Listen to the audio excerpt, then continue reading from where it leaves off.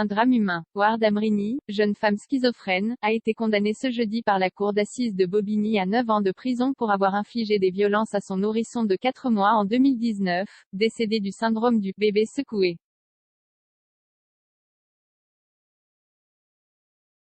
La peine prononcée est bien en deçà des réquisitions du parquet général qui avait demandé 18 années de réclusion criminelle, ainsi qu'une interdiction définitive de territoire français, à l'encontre de la jeune femme de 29 ans.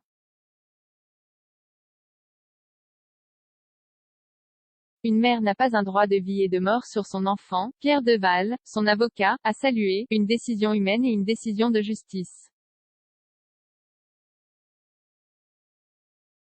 Lors de sa plaidoirie, il avait qualifié les réquisitions de « misanthropiques ».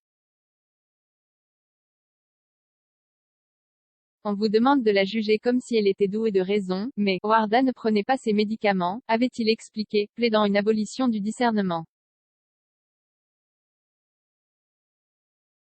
Qu'y a-t-il de plus grave que de violenter son enfant au point de le tuer, avait interrogé l'avocate générale lors de ses réquisitions.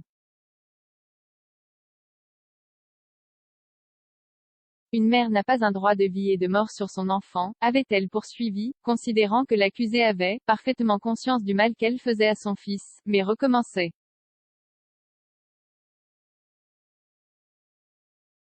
Victime du syndrome du bébé secoué, Ward Amrini, originaire d'Espagne, comparaissait depuis mardi pour violence ayant entraîné la mort sans intention de la donner sur mineur et par ascendant. Le 20 juin 2019, les secours interviennent dans une station de métro de Saint-Ouen, Seine-Saint-Denis, à l'appel de cette jeune mère qui déclare que son fils est tombé dans les escaliers en glissant du siège où il n'était pas attaché. Youssef, son nourrisson de 4 mois, est pris en charge à l'hôpital Necker dans un état grave. Il décédera 10 jours plus tard, victime du syndrome du bébé secoué. Son corps présentait un ensemble d'hématomes et plusieurs lésions caractéristiques de cette maltraitance, mortelle dans 10% des cas.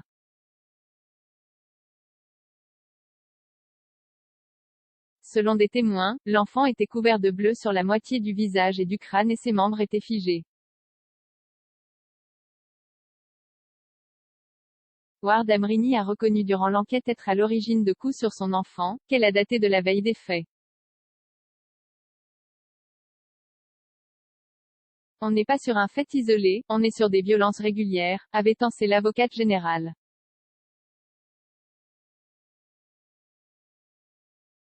Fuite d'Espagne. Selon un expert psychiatre entendu le matin même, son discernement avait été altéré au moment des faits.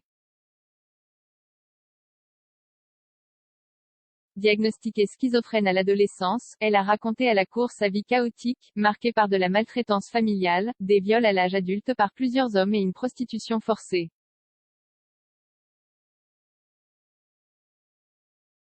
En décembre 2018, enceinte de 8 mois, elle avait quitté l'Espagne, de peur que les services sociaux lui prennent son enfant, et était arrivée en France, où elle a vécu dans des conditions précaires dans des hôtels sociaux.